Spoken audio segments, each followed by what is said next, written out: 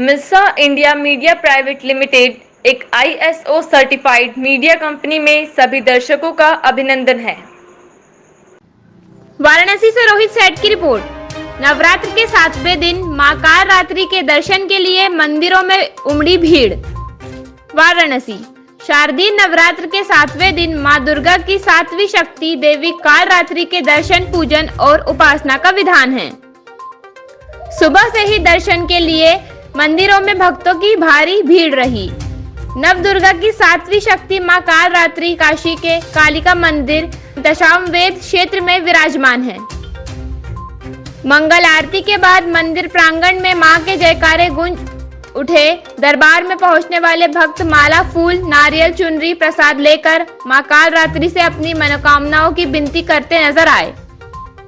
मानते हैं कि इनके दर्शन मात्र से ग्रह पीड़ा की सभी बाधाएं सदैव शांत हो जाती है। भक्त ऊर्जावान हो जाता है और मां अपने भक्तों की काल से परे होकर सदैव रक्षा करती है। उनके समस्त पापों का दमन करते हुए उनके हर मनोकामना को पूर्ण करती है। वियोग शास्त्रों के अनुसार इस दिन देवी साधकों का मान सहस्त्रार्थ चक्र में स्थित रहता है। साधुओं के लिए ब्रह्मांड की समस्त सिद्धियों का द्वार खुलने लगता है। देवी कालरात्रि को व्यापक रूप से माता देवी काली, महाकाली, भद्रकाली, भैरवी, मृत्यु, रुद्राणी, चामुंडा, चंडी और दुर्गा कई विनाशकारी रूपों में से एक माना जाता है। रौद्री और धूमोरना देवी कालरात्रि के अन्य प्रसिद्ध नामों में से है। नवरात्रि के 7वें दिन इनके पूजा का विशेष महत्व माना जाता है। इस दिन इनकी आराधना करने से साधकों को उत्तम फल की प्राप्ति होती है। कार्य में आ रहे बाधाएं नष्ट होते हैं, दुश्मनों का दमन होता है एवं मां कालरात्रि अपने भक्तों पर सदैव कृपा बनाए रखती है। वाराणसी से रोहित सेठ की रिपोर्ट।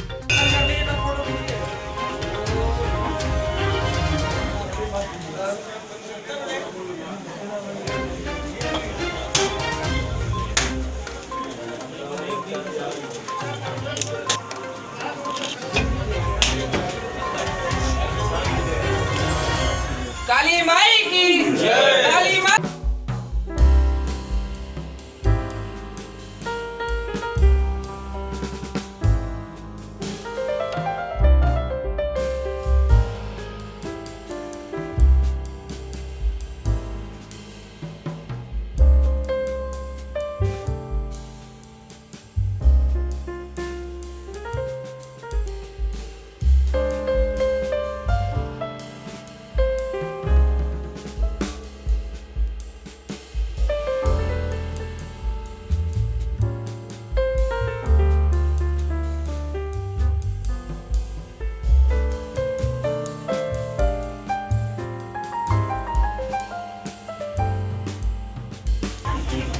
तिवारी।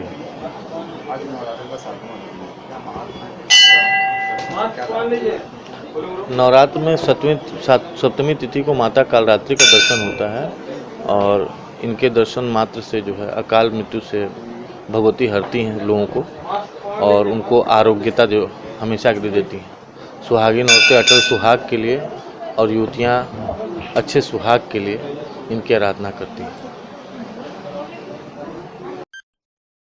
वाराणसी से रोहित सेठ की रिपोर्ट। फ्लैट रेट बहाली की मांग को लेकर बुनकर समाज के लोग हड़ताल पर बैठे। वाराणसी पीएम मोदी के संसदीय क्षेत्र वाराणसी में फ्लैट रेट की बहाली की मांग को लेकर बुनकर समाज के लोग हड़ताल पर हैं। बुनकर समाज की मांग है कि प्रदेश सरकार जल्द से जल्द फ्लैट रेट बहाल करे। इसी के साथ आज बुनकरों ने अपनी अपनी साड़ी की मशीनों को बंद कर मशीन की चाबी और मकान के कागज लेकर एक श्रृंखला बनाकर सड़क के दोनों तरफ लाइन से खड़े नजर आए। बुनकर समाज के लोगों ने नारे लगाते हुए कहा कि बुनकरों की आज जो स्थिति है उसका जिम्मेदार प्रदेश सरकार को ठहराया है। बुनकरों ने प्रदेश सरकार से मांग की है कि प्रदेश सरकार जल्द से जल्द बुनकरों के हित में फ्लैट रेट बहाल करे ताकि बुनकर समाज अपने कार्यों को करने में समर्थ हो सके। यदि जल्द से जल्द उनके समाज की बात नहीं मानी गई तो बुनकर समाज अनिश्चितकालीन धरने पर बैठेगा। लोगों ने कहा कि जिस तरह से भाजपा सरकार को लोकप्रिय सरकार मानकर प्रदेश की जनता सरकार में लाई है, लेकिन अब यही सरकार बुनकरों को कुचलने का काम कर रही है। वाराणसी से रोहित सेठ की रिपोर्ट।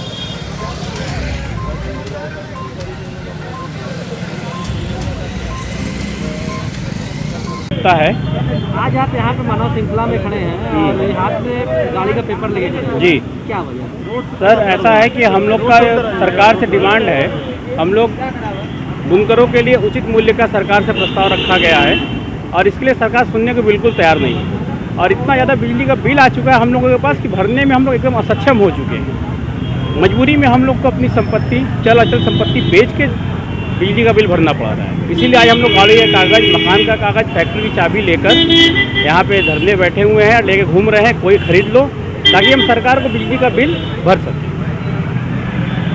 नाम बताइए भैया, नाम बताइए। मैं शैलेश प्रताप सिंह, वाराणसी बुनकर संघ का उपाध्यक्ष, पेशे से बुनकर हूँ। हमारे बुनकरी के पेशे पे इस कोरोना काल के बाद अचानक से एक बिजली की महंगाई की विपत्ति आ गई। उसके साथ साथ हम लोग पुराने कुछ एरियर चले आ रहे हैं जो बहुत बड़े अमाउंट है, बहुत बड़े संख्या में वो एरियर हैं। हमें उस एरियर को क्लियर करने के लिए हमारे पास पैसे नहीं हैं। कोरोना काल में हम लोग लगभग 6 महीने से अपने व्यापार को बंद किए हुए हैं। इस एरियर के पैसे को जमा करने के लिए हम लोग अपनी चल और अचल संपत्ति को सरकार के माध्यम से बेचने के लिए आए हुए हैं। सरकार हमारी अचल संपत्ति, चल संपत्तियों को ले ले, हमें इतने पैसे दे दे कि हम अपने एरियर को जमा कर पावें और अपने काम को चालू करना या बंद करना उसके बाद ही हमारा निर्णय होगा। हमको पड़ेगा तो हम अपनी मशीनें चलाएंगे, जो कि संभव नहीं है। इतनी महंगाई जिसमें 25% लगभग हमारा लागत बढ़ जाना, हम अपनी मशीनों को चला पाने में सक्षम नहीं होंगे। लेकिन ये ऋण जो हमारे ऊपर कर्ज है, उस कर्ज को भी लेके हम लोग सुखी नहीं रह सकते। इसलिए हम अपनी चल और अचल संपत्ति सरकार को सौंपने आए हैं। हमारी वो संपत्ति ले ले और हमारे एरियर को जीरो करवाने में हमारी मदद करे। जी। वाराणसी से रोहित सेठ की रिपोर्ट।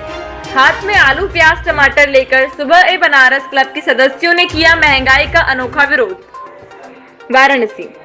प्याज, आलू, लहसुन, टमाटर और हरी सब्जियों के दामों में बेलगाम वृद्धि के खिलाफ सामाजिक संस्था सुबह ए बनारस क्लब के बैनर तले संस्था के अध्यक्ष श्री मुकेश जायसवाल के नेतृत्व में हाथों में प्याज, टमाटर, आलू एवं लहसुन लेकर सोशल डिस्टेंसिंग का पालन करते हुए विश्वेश्वरगंज में प्रदर्शन किया गया।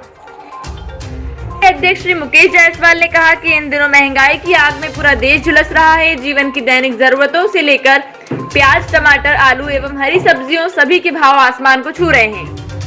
लॉकडाउन से प्रभावित लोगों के लिए महंगाई परेशानी का सबब बनी हुई है। श्री मुकेश जायसवाल ने कहा कि प्याज की कीमत पेट्रोल के बराबर पहुंच गई है। यह हालत तब है जबकि अभी नवरात्रि है और नवरात्रि में अधिकांश लोग प्याज नहीं खाते हैं। प्याज के साथ ही साथ आलू, टमाटर, लहसुन और हरी सब्जियों के दामों में भी काफी वृद्धि हुई है। ज्ञात हो कि प्याज का दाम इस समय 70 रुपए, टमाटर का दाम 50 रुपए, आलू का दाम 40 रुपए, लहसुन का दाम 120 रुपए प्रति किलो बिक रहा है, जिसके कारण आम आदमी की थाली में खाने पीने की आवश्यक वस्तु दूर हो जा रही है। रसोई के सभी संसाधनों को जुटाने में परिवार का मुखिया अपने आप को असहज महसूस कर रहे हैं। श्री मुकेश जायसवाल ने आरोप लगाते हुए कहा कि प्याज की कीमत का लाभ किसानों को न मिलकर जमाखोरों को मिल रहा है, जो माल को डंप करके दाम में तेजी बनाए हुए हैं। आड़तियों द्वारा डंप करके रखे गए माल बाहर न निकलने के कारण प्याज, लहसुन, टमाटर, आलू के दाम में लगातार बढ़ोतरी का क्रम जारी है। हरी सब्जियों का दाम भी आसमान को छू रहा है। लोगों को अपनी आय का एक बड़ा हिस्सा सब्जियों को खरीदने पर खर्च करना पड़ रहा है। सभी वक्ताओं ने शासन प्रशासन से मांग की है कि वह ऐसे जमाखोरों को चिन्हित करके कार्रवाई करते हुए प्याज के साथ हरी सब्जियों के दामों को नियंत्रण लाने का कार्य करे, जिससे आम जनता को राहत मिले। कार्यक्रम में मुख्य रूप से श्री मुकेश जायसवाल, श्री नंद कुमार टोपी वाले, श्री अमरीश जायसवाल, श्री अनिल केसरी, डॉक्टर मनोज यादव आदि लोग शामिल थे। वाराणसी से रोहित सेठ की रिपोर्ट। प्याज के मूल में वृद्धि वापस लो, प्याज के मूल में वृद्धि वापस लो, इधर देखो यार, प्याज के मूल में वृद्धि वापस लो, महंगाई मूल में वृद्धि वापस लो, प्याज के मूल में वृद्धि वापस लो, प्याज के मूल में वृद्धि वापस लो, टमाटर के मूल में वृद्धि वापस लो, महंगाई पर रोक लगाओ, रोक लगाओ, रोक लगाओ, प्याज के मूल में वृद्धि वापस लो, वापस लो, वापस लो, प्याज के मूल में वृद्धि वापस लो, वापस लो, वापस लो, महंगाई पर रोक लगाओ, रोक लगाओ, रोक लगाओ, महंगाई पर रोक लगाओ, महंगाई पर रोक लगाओ। मैं मुकेश जायसवाल, अध्यक्ष सामाजिक संस्था सुबह बनात क्लब। किस तरह प्रोग्रेस आपने किया है? आज जिस प्रकार से पिछले वर्ष की भांति इस सीजन में प्याज महंगाई का रूप धारण करती है और जो कि बेलगाम हो जाती है, जिससे आम जनता त्रस्त है, तो हमारा जो है आज यहाँ पर हाथों में थाली में प्याज, आलू और टमाटर को लेकर एक प्रदर्शन हुआ है। ज्ञात हो कि प्याज का दाम 70 रुपये किलो, टमाटर का दाम 50 रुपये किलो एवं आलू का दाम जो है 40 रुपये किलो हो चुका है, जो कि अब आम जनता के थाली से लगभग गायब हो रहा है। तो हमारा ये सरकार से मांग है कि जो भी दुकान आढ़तिया प्याज को डंप करके रखे हैं, उन पर कार्रवाई करते हुए प्याज को बाजार में लाने का प्रयास करे और जनता को राहत दे। वाराणसी से रोहित सेठ की रिपोर्ट। वाराणसी डब्ल्यू लालपुर थाने और सारनाथ थाने पर महिला हेल्प डेस्क का हुआ उद्घाटन। लालपुर थाने पर रामदत्तपुर की महिला ग्राम प्रधान और सारनाथ थाने पर रानिका जायसवाल द्वारा फीता काटकर किया गया उद्घाटन। मिशन शक्ति के तहत किया गया महिला हेल्प डेस्क का उद्घाटन। उद्घाटन के दौरान क्षेत्रीय महिलाएं थानों पर मौजूद रही। नारी शक्ति को बढ़ावा देने हेतु किया गया महिला हेल्प डेस्क का उद्घाटन। वाराणसी से रोहित सेठ की रिपोर्ट। आप देख रहे हैं खबरों की खबर, अग्निचक्र लाइव न्यूज। वहीं रहिए सर, वहीं रहिए, नहीं आएंगे आप, वहीं रहिए, फोटो नहीं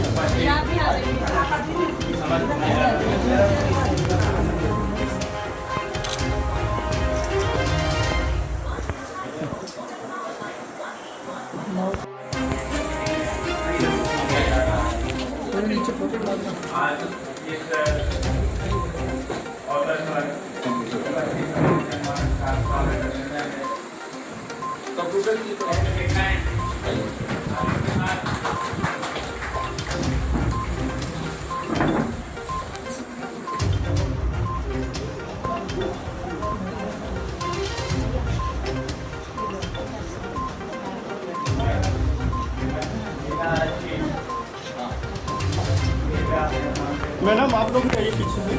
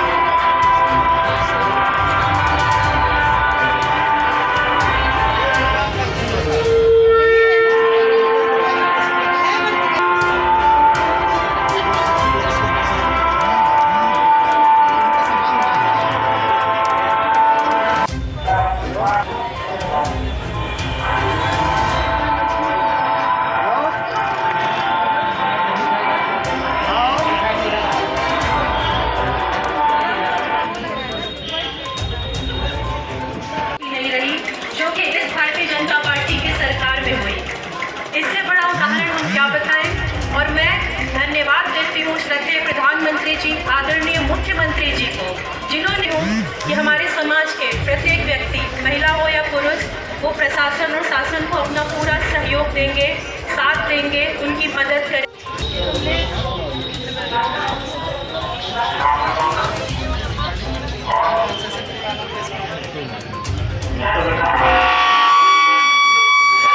स्वागत करें कि हम जहां से आए हैं वो जननी हमारी है, सुरक्षा हमारी उनकी करनी है। किसी तरह से हम बेटियों का सम्मान करते रहेंगे और बेटियां आगे बढ़ती रहेंगी। बेटियां कभी भी बेटों से आगे नहीं हो सकती, ये बात सच है। माता पढ़कर स्वागत करें। कैंची ले लीजिए, कैंची ले लीजिए। मान सम्मान का क्रम। शारदीय नवरात्र है, आदि शक्ति देवी जगदम्बा का दिन है और हम नारी शक्ति की बात, नारी सुरक्षा की बात कर रहे हैं। नवरात्र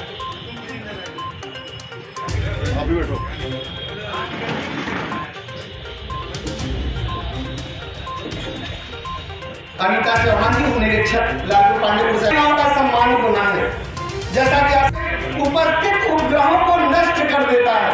एक स्वप्न था आपका, आप सुना करते थे, वो टेक्नोलॉजी हमारे डॉक्टर एपीजे अब्दुल कलाम ने दिया कि आज 3 देशों के बाद चौथा देश भारत हो गया। ये AS-80 मिसाइल के नाम पर आज मिशन शक्ति का नाम पड़ा है।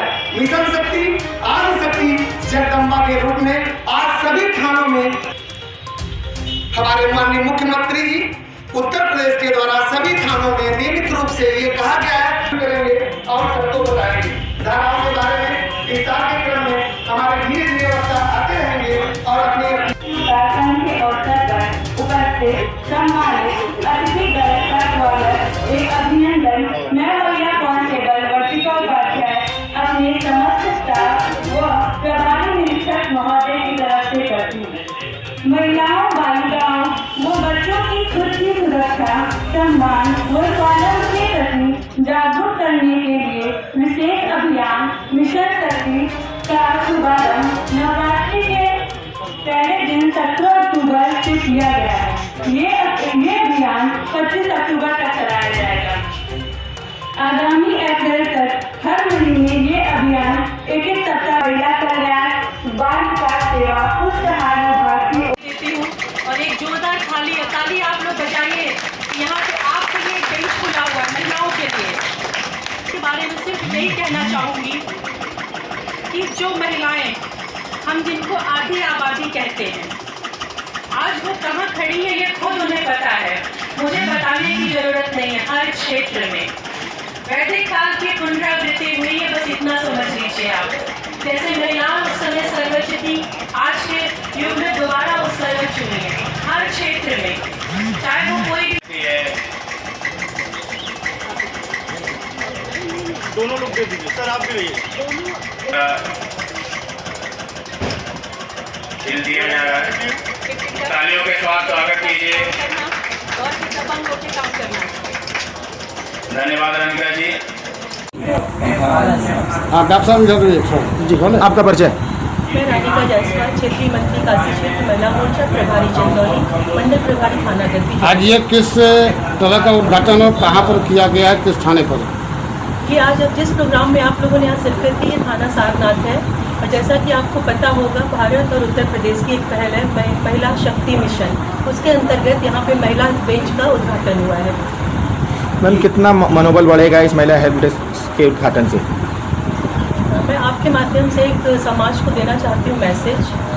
जब से श्रद्धेय प्रधानमंत्री और माननीय मुख्यमंत्री जी, जो हमारी सरकार है, हमारा संगठन है, उन्होंने महिलाओं को इतनी ज़्यादा सुविधा, सुरक्षा और आत्मनिर्भरता दी है कि मैंने और किसी सरकार में ये चीज़ देखी नहीं। और मैं तो यूँ कहूँगी कि वैदिक काल की पुनरावृत्ति की गई। वैदिक काल में जो महिलाओं का स्थान था, मैं महिलाओं का स्थान आज वो देखती हूँ। मैम, तमाम बड़ी घटनाएं हुई प्रदेश में, देश में, लेकिन क्या आपको लगता है उसके बाद भी महिलाएं सुरक्षित हैं?